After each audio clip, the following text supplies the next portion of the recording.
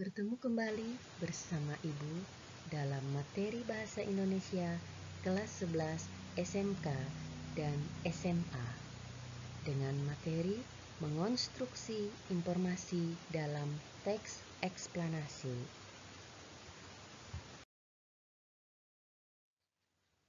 Indikator materi kita pada hari ini. Setelah mempelajari materi ini, kamu diharapkan mampu 1. Menyusun bagian-bagian pokok teks eksplanasi. Yang kedua, menyajikan hasil teks eksplanasi.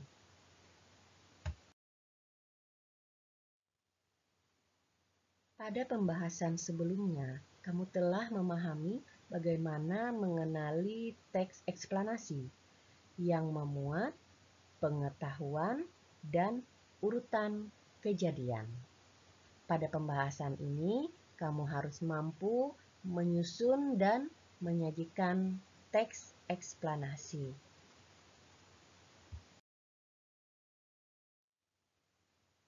Adapun ciri-ciri teks eksplanasi. Yang pertama, strukturnya terdiri atas A. Pernyataan umum atau gambaran awal tentang apa yang disampaikan. B. Deretan penjelas atau inti penjelasan apa yang disampaikan. C. Interpretasi atau pandangan atau simpulan. Yang kedua, memuat informasi berdasarkan fakta atau faktual. Yang ketiga, faktualnya memuat informasi yang bersifat keilmuan.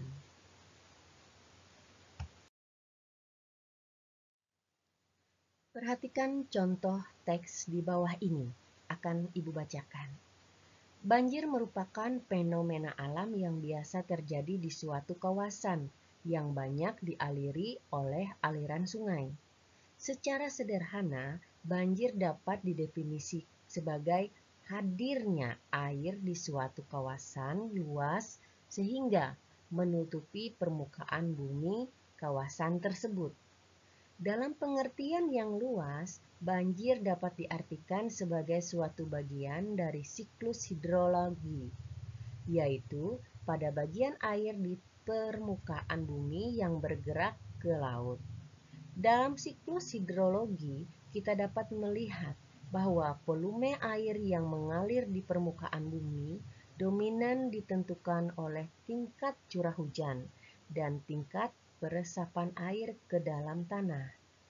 Air hujan sampai di permukaan bumi dan mengalir di permukaan bumi bergerak menuju ke laut dengan membentuk alur-alur sungai. Alur-alur sungai ini dimulai di daerah yang tertinggi di suatu kawasan, bisa daerah pegunungan, gunung atau perbukitan, dan berakhir di tepi pantai ketika aliran air masuk ke laut. Secara sederhana, segmen aliran sungai itu dapat kita bedakan menjadi daerah hulu, tengah, dan hilir. Di daerah hulu yang biasanya terdapat di daerah pegunungan, gunung, atau perbukitan, lembah, sungai sempit, dan potongan melintangnya berbentuk huruf P. Di dalam alur sungai banyak batu yang berukuran besar atau bongkahan. Dari runtuhan tebing dan aliran air sungai mengalir di sela-sela batu-batu tersebut. Air sungai relatif sedikit. Tebing sungai sangat tinggi. Terjadi erosi pada arah vertikal yang dominan oleh aliran air sungai. Di daerah tengah, umumnya merupakan daerah kaki pegunungan, kaki gunung, atau kaki bukit. Alur sungai melebar dan potongan melintangnya berbentuk huruf U. Tebing sungai tinggi. Terjadi erosi pada arah horizontal, mengerosi batuan induk. Dasar alur sungai melebar, dan di dasar alur sungai terdapat endapan sungai yang berukuran butir kasar. Apabila debit air meningkat, aliran air dapat naik dan menutupi endapan sungai yang di dalam alur. Tetapi air sungai tidak melewati tebing sungai dan keluar dari alur sungai. Di daerah hilir, umumnya merupakan daerah dataran.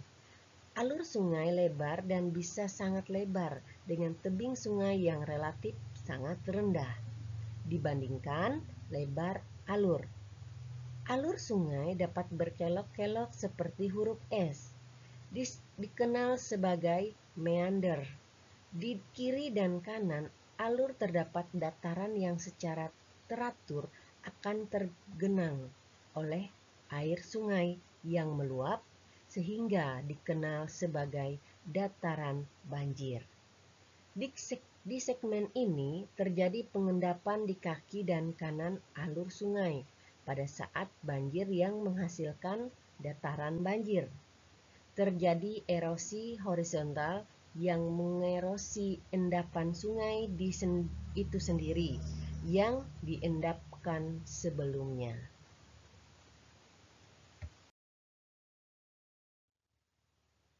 Dari penjelasan di atas, dapat disimpulkan bahwa banjir merupakan peristiwa yang terjadi ketika aliran air yang berlebihan merendam daratan.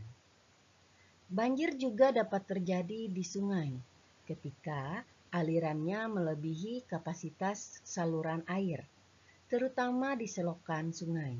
Akibatnya, mampu merendam dan merusak jalan raya, jembatan, mobil, bangunan, sistem selokan bawah tanah, dan kanal. Kerugian dari segi harta dan jiwa manusia merupakan dampak lain dari terjadinya banjir. Paragraf pertama teks di atas merupakan bagian-bagian pernyataan umum. Paragraf kedua merupakan bagian deretan penjelas dan paragraf terakhir merupakan bagian interpretasi.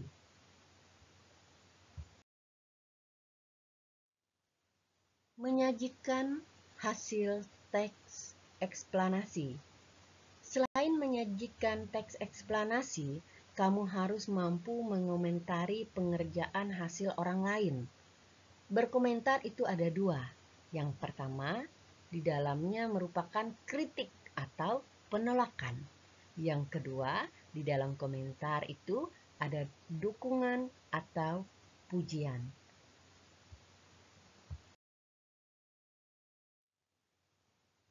Perhatikan contoh di bawah ini. 1. Nah, itulah gara-gara kebiasaan kita membuang sampah di sembarangan tempat. Selokan meluap, akhirnya banjir. Siapa lagi yang menderita kalau bukan masyarakat itu sendiri? Makanya, lain kali kalau membuang sampah harus di tempat yang benar, agar musibah itu tidak terjadi lagi. Yang kedua, untungnya gempa itu tidak terjadi pada malam atau dini hari. Kalau itu yang terjadi, siang hari tentu banyak korban. Syukur pula para warga tidak panik sehingga mereka dapat menyelamatkan diri tanpa ada yang terluka. Kejadian itu harus menjadi pelajaran bagi kita tentang cara menghadapi musibah, khususnya gempa. Pada kalimat yang pertama, itu merupakan kritik atau penolakan.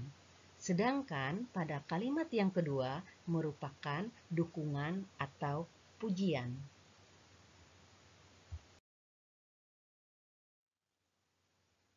Contoh di atas merupakan bentuk komentar terhadap isi suatu teks, eksplanasi tentang berlangsungnya atau terjadinya suatu kejadian.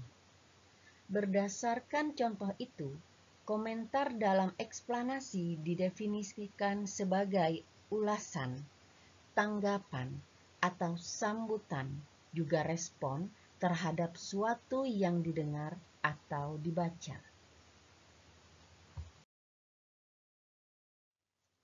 Tugas kalian pada minggu ini, buatlah 3 kalimat masing-masing dengan tema yang berbeda dari dua jenis komentar di bawah ini.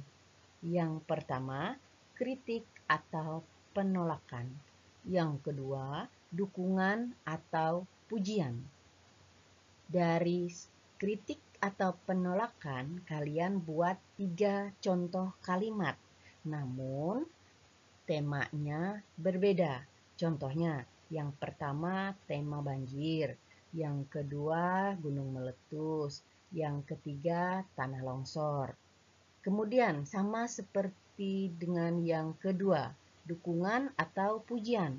Kalian buat 3 kalimat, masing-masing dengan tema yang berbeda.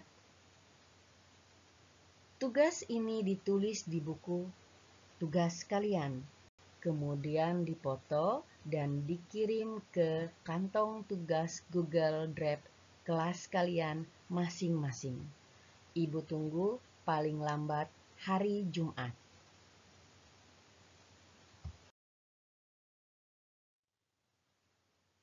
Demikian materi kita pada pertemuan minggu ini. Apabila ada materi yang kurang jelas, silakan bertanya di grup WA kelas masing-masing. Akhir kata, Ibu ucapkan terima kasih.